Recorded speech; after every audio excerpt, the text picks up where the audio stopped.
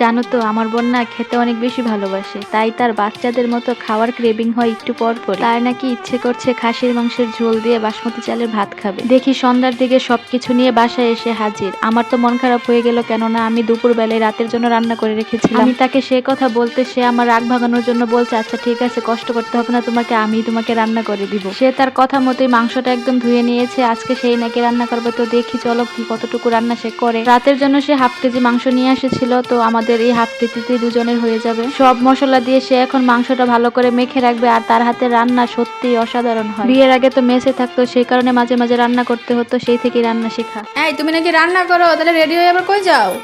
এই তো আমি একটু বাইরে যাচ্ছি, সবকিছু তো রেডি করে দিয়ে যাবো। তাহলে রান্না কে করবে?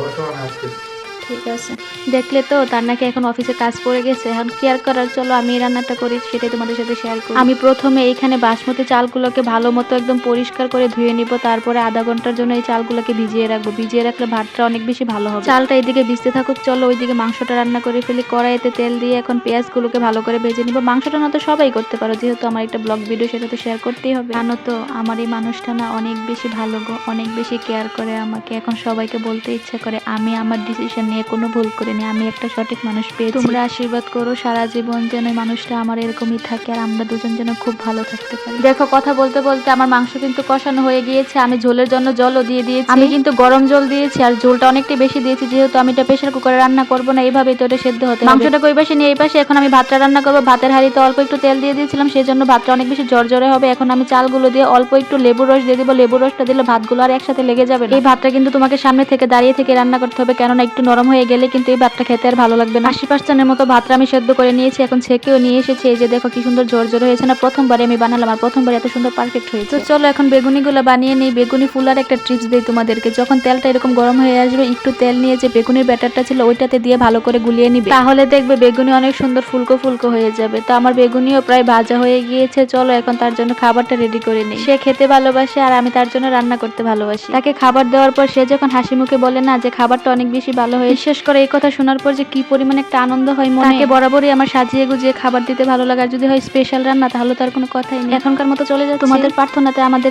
প্রিয় মানুষের বেশি বেশি যত্ন নিও। টাটা।